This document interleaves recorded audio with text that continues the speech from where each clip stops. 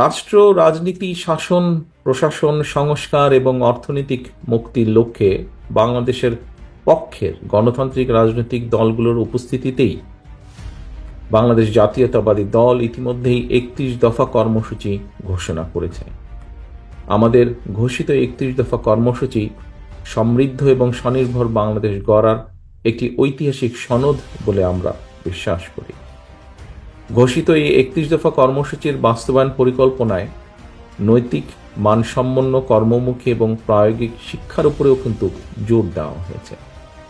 আমরা বিশ্বাস করি যে জনসংখ্যা, অনেকে এখানে একজন বক্তা বোধহয় খুব সম্ভব বলে গিয়েছেন যে শহীদ জিয়া রহমানের সময় যখন খাদ্য উৎপাদন দ্বিগুণ হলো, তার আগে জনসংখ্যাকে অনেকে কেউ বলতেন বার্ডেন বলে অভিহিত করতেন। বাট আমরা মনে করি জনসংখ্যা কখনো অভিশাপ নয়, বরং এই জনসংখ্যাকে জনশক্তি তথা মানব সম্পদে যদি রূপান্তর করা যায়, তাহলে অবশ্যই একটি দেশের উন্নয়ন এবং সমৃদ্ধির জন্য জনসম্পদই কিন্তু হতে পারে সবচেয়ে বড় জনশক্তি। বর্তমান বিশ্বের অনেক দেশেই নানা রকমের কর্মক্ষম জনসংখ্যার হার কমছে, কিন্তু তবে দক্ষ কর্মী কিংবা শ্রমশক্তির চাহিদা বাড়ছে অন দি আদার সাইড।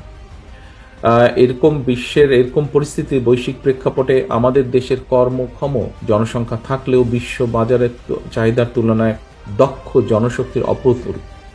সুতরাং দেশে এবং বিশ্ব বাজারের চাহিদার প্রতি লক্ষ্য রেখে আমরা যদি বিভিন্ন ক্ষেত্রে দক্ষ শ্রমশক্তি কিংবা কর্মী গড়ে তুলতে পারি, এইটা কিন্তু আমাদের আরেকটা লক্ষ্য।